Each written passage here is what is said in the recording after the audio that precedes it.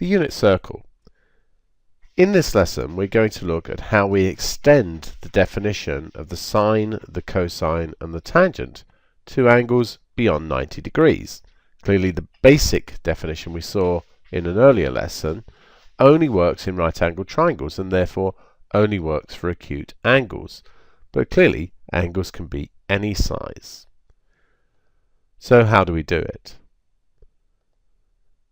So if we have the unit circle here, 0 degrees is here, 90 degrees is here, 180 degrees here, 270 down here, and then when we get round one full revolution, that's 360 degrees. Consider an angle in the first quadrant. So that's in this quadrant just here. Now note that's an angle between 0 and 90, so that's an acute angle, so it's going to be consistent with our current definition. So we'll have this angle just here. This point here has coordinates x, y, and this angle here we'll call theta. So we'll form a right-angled triangle. This length is x if the x-coordinate is x, and this length is y. And since it's a unit circle, the length of the radius will be 1. So sine theta is going to be the opposite over the hypotenuse, so that's y divided by 1, which of course is just y. Cos theta would be the adjacent over the hypotenuse, so that's x over 1, which is just x. And tan theta is opposite over adjacent, y over x. Since we are in the first quadrant, think about coordinates in this quadrant, both x and y are positive. It follows that all three trigonometric ratios are positive in the first quadrant. Now consider an angle in the second quadrant, so that's going to be here between 90 and 180. So if we consider our angle, remember that has to be measured from 0 degrees. So it's this obtuse angle here, which we'll call theta. Now we have to think about how we define the sine, cosine and tangent of theta. And what we do is, we consider the acute angle just here. And as we go around the quadrants, you'll find that acute angle is always an angle to the x-axis, to the horizontal axis. Now let's form a right-angled triangle just here. This is x, this is y, and of course this is 1. But here, x will be negative. Y will be positive because we're above the x-axis, but the value of x is negative. So we define that sine of theta is equal to the sine of alpha, which is this associated acute angle just here. So that's y over 1, or just y. Cos theta we say is equal to cos alpha. That's equal to x over 1, which of course is just x. And then tan theta is tan alpha, which is y divided by x. Since we're in the second quadrant, x is negative and y is positive. Think about coordinates in this quadrant. It follows that only the sine will be positive. Cos theta is equal to x, and that's negative.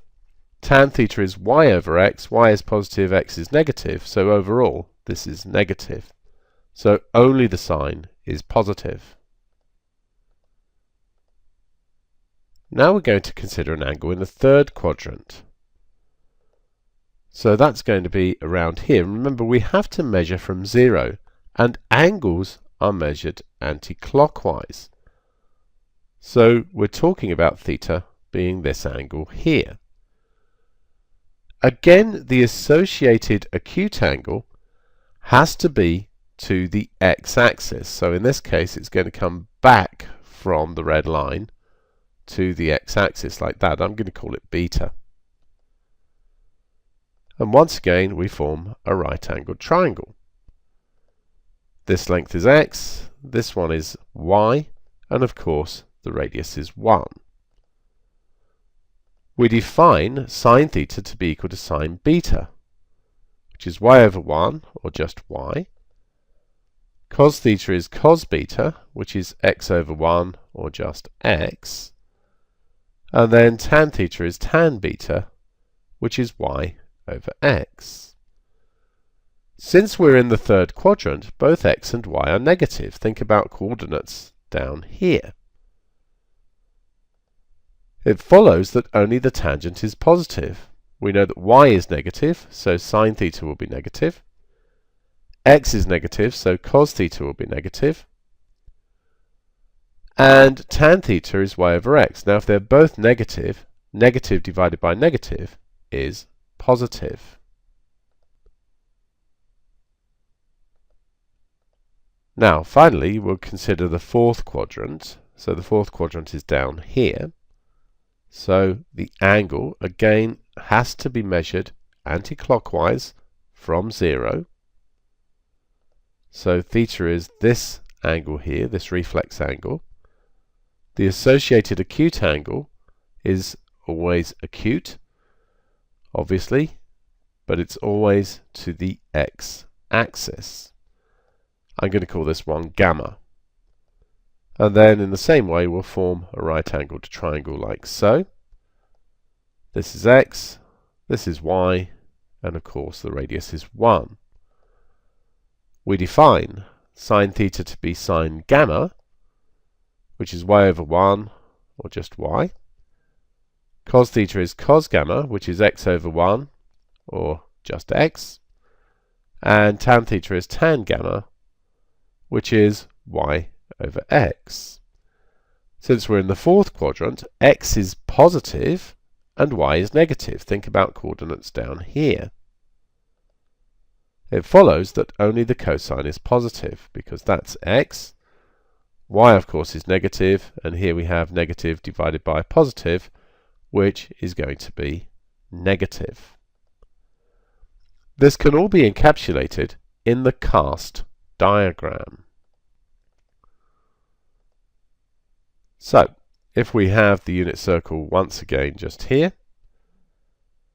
we call this quadrant A, and that's because all of the ratios are positive in there. This one is S, since the sine is the only positive one. This one here is called T, since the tan is the only positive one. And this one here is C, since the cosine is the only positive one. There are various mnemonics to remember this. For example, all stations to Cambridge. Since we're in WA, you might replace the Cambridge with Cottesloe, for example. But this helps you remember the diagram, and the diagram, together with some other information we'll find out, is very, very important.